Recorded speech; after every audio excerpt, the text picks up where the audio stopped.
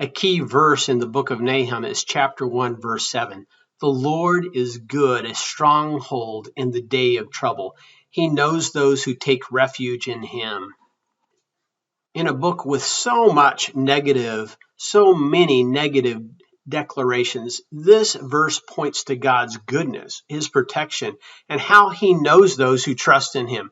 One might think to properly teach this book, one should focus on the negative messages in the book.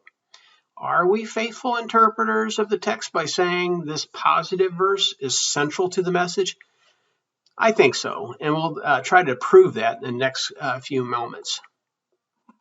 Our first reason for saying Nahum 1:7 is key is the literary form. In chapter 1, verses 2 through 6, it points out God's character with strong allusions to how in the past God confronted those who were his enemies. In verses 8 through 15, it points to what God will do in the future, also confronting those who are his enemies. This literary form is sometimes called the chiasm, like the Greek letter chi.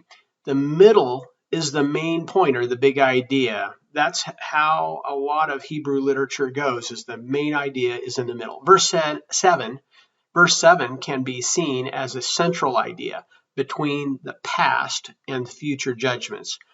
This is also called an ABA pattern sometimes. This literary pattern is like going on a trip to your favorite store. You go, you get there and shop, and you come back. You may spend more time on the trip, but the main point all along was that store. A second reason for seeing Nineveh 1:7 as the main idea is that the whole book is about that day of trouble for the citizens of Nineveh. The last half of chapter 1 and then the next two chapters describe Nineveh's future day of trouble. A day of trouble happens in everyone's life in one way or another. There is a day when your family member passes away. There is a day when you have a health crisis.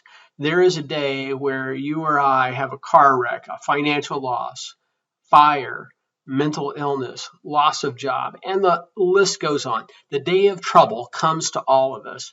But for the woman or man of faith, it's a time to draw near to God. It's a time to seek God as a refuge and stronghold. While not everything we experience is good, this verse tells us that God is good. We may experience bad things, but God is good. This word good, or tov in Hebrew, is used 553 times in the Old Testament. It is the same word that we see in Genesis 1:4, where God creates light, and then he sees that the light is good. In light of the discussion of God being a vengeful and wrathful God, this verse helps us understand that the day of trouble happens because God is good. Sin cannot stand in his presence. The goodness of God is not a sentimental idea. Rather, it's both a gift for some and a disaster for others. It's a gift for those who trust in God.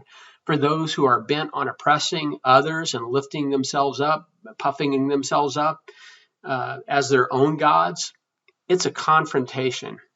At the time the book of Nahum was written, the confrontation of the sin of the Assyrians, Nineveh was its capital, that confrontation is on the horizon. It will be a day of trouble for them. It will be God's goodness that stops them from doing those bad things. This goodness is why God told Moses in Exodus 33:20 that Moses, cannot stand in God's presence and live. Light overcomes the darkness. When Nahum says God is a stronghold, that word means a place or means of safety, protection. Stronghold might be one constructed such as a fortress constructed with rock. A stronghold also might be a natural feature such as a hill one would find beforehand and stay there during the battle. God being a place of refuge means having faith that he is present with you. This is not a secret mysticism where if you just have positive thoughts about God, he will bring you good luck. Remember, his way is in the whirlwind and storm. This is true for those who live by faith. God is a whirlwind and storm. Our life of faith can be very chaotic at times, and we don't understand how it all works. But God has his ways. The whirlwind and storm also applies to those whose soul is puffed up full of pride. But that whirlwind and storm has a much different outcome.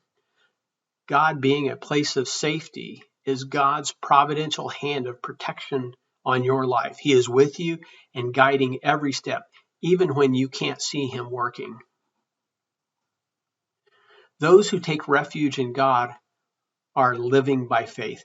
They are seeing the events of their life through the eyes of belief that God is good and working. The writer, Brother Lawrence, in his book Practicing the Present, says a key to his life of prayer was seeing a tree in the winter and knowing that it would have life in the future. The life of faith can trust that God is working even when things look bleak. Nahum 1:7 says, God knows those who take refuge in him.